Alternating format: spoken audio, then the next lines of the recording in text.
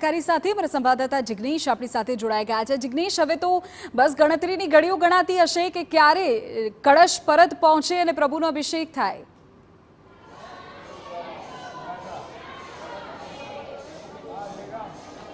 બિલકુલ વિધિ ઘડીઓ ગણાઈ રહી છે કે આખરે ક્યારે હવે કળશમાં પવિત્ર જળ જે પૂજન વિધિ કર્યા બાદ લાવવામાં આવ્યું છે તે લાવવામાં આવે, મંદિર પરિસરમાં આવે અને ભગવાનનો જળાભિષેક કરવામાં આવે।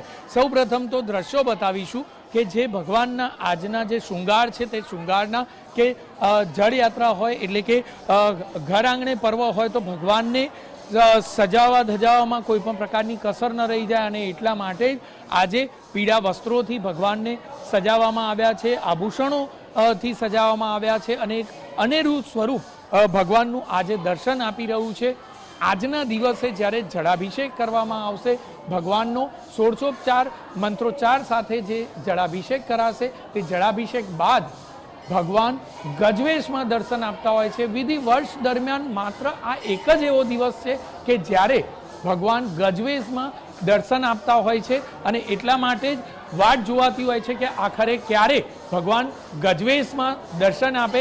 જે કળશ છે તે કળશથી મંદિરનું ગર્ભગૃહ સજાવવામાં આવ્યું છે અને આ જ ગર્ભગૃહને કળશથી વિશેષ રીતે તૈયાર કરવામાં અનેક દિવસોથી તૈયારીઓ ચાલી રહી હતી અને આ તૈયારીઓના ભાગ રૂપે રાહ જોવાતી હતી કે આખરે ક્યારે જળાભિષેક કરવામાં આવે। જળાભિષેકની પણ તમામ તૈયારીઓ થઈ ચૂકી છે કે જેના પર ભગવાનને બિરાજમાન કરી અને પછી ભગવાનનો જળાભિષેક કરવામાં આવશે। સૌથી મહત્વની બાબત કે ભગવાનનો જળાભિષેક કરવામાં આવે ત્યારે ષોડશોપચાર મંત્રોચ્ચાર કરવામાં આવતા હોય છે, તેના યજમાન અલગ હોય છે અને વિશેષ રીતે આ પૂજનમાં ભગવાન પર જળ ચડાવવા માટે તમામ લોકો આતુરતાથી રાહ જોતા હોય છે અને સૌથી મહત્વની બાબત કે જ્યારે જળાભિષેક કરાતો હોય છે ત્યારે 108 કળશોમાં લાવવામાં આવેલું જે જળ છે તે 108 કળશનું જળ ભગવાન પર જળાભિષેક કરાતો હોય છે।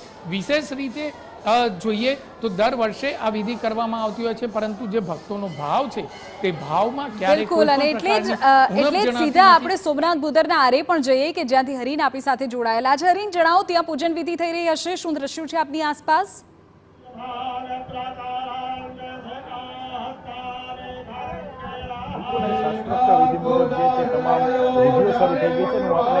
દ્રશ્ય બતાવવા માંગીશ કે જે રીતે યજમાનો છે તેઓ પાણી પહોંચ્યા છે અને જે જળયાત્રા છે ત્યાં પહોંચી હતી।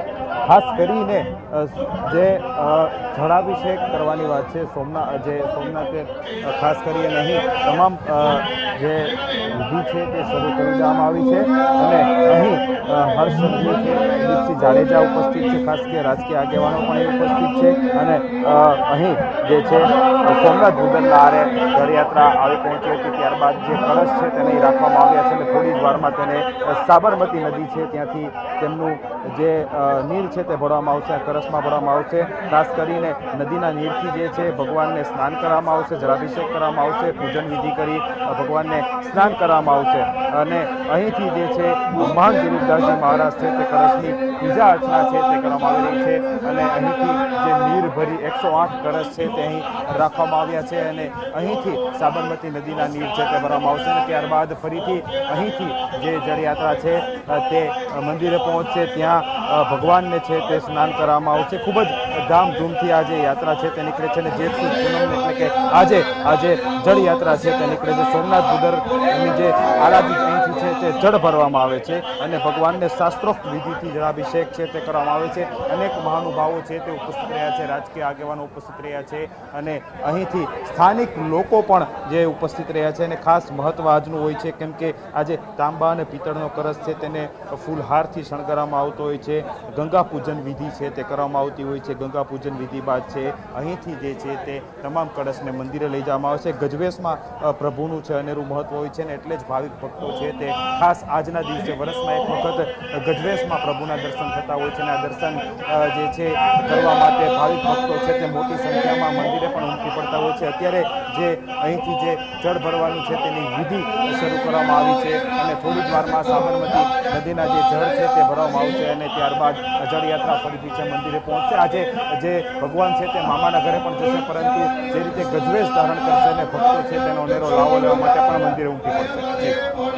બિલકુલ રીના, આગળ પણ આપણી પાસેથી સતત માહિતી મેળવીએ છીએ. તો અત્યારે સોમનાથ ભૂદરના આરે થઈ રહ્યું છે ગંગા પૂજન.